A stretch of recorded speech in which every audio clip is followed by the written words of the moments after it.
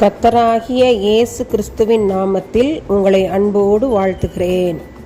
இன்று ஆண்டவர் நமக்கு தரும் அற்புத வார்த்தை ஏசாயா 58:11.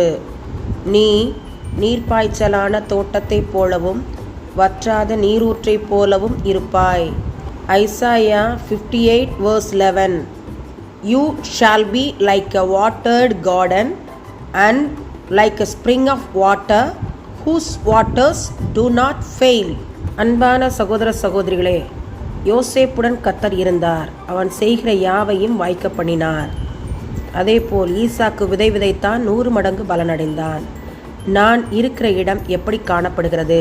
என்னில் ஜெபம், வேதம் வாசிப்பு, தியானம், உபவாசம், கர்த்தருக்கு அடுத்த காரியங்களில் வாஞ்சை, ஆலய வாஞ்சை, குடும்ப ஜெபம் இவை காணப்படுகிறதா?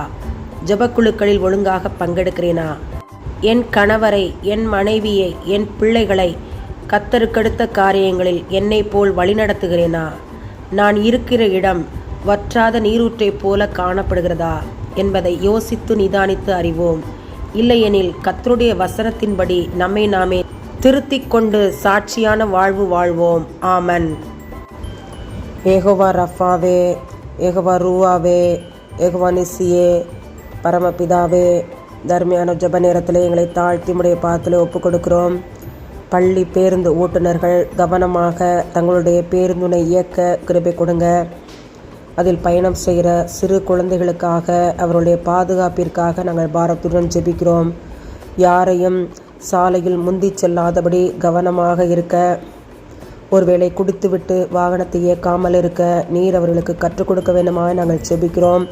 பிள்ளைகளை பள்ளியில் இறக்கிவிட்டு வரும்பொழுதும் போம்பொழுதும் கவனமாக இருக்க, சிறு பிள்ளைகள் விபத்துக்குள் சிக்கிக்கொள்ளாதபடி மிக கவனத்துடன் ஓட்டுநர்கள் செயல்பட தேவனே கிருபை கொடுங்க. உம்முடைய கரத்திலே இந்த ஜெப குறிப்பை ஒப்பு கொடுத்து ஜெபிக்கிறோம். தேவரீர் எங்களுக்கு பதில் கொடுத்ததற்காக நன்றி. இயேசுவின் மூலமாய் எங்கள் ஜெபங்களை ஏறெடுக்கிறோம். ஜீவனுள்ள எங்கள் நல்ல பிதாவே. ஆமேன், ஆமேன்.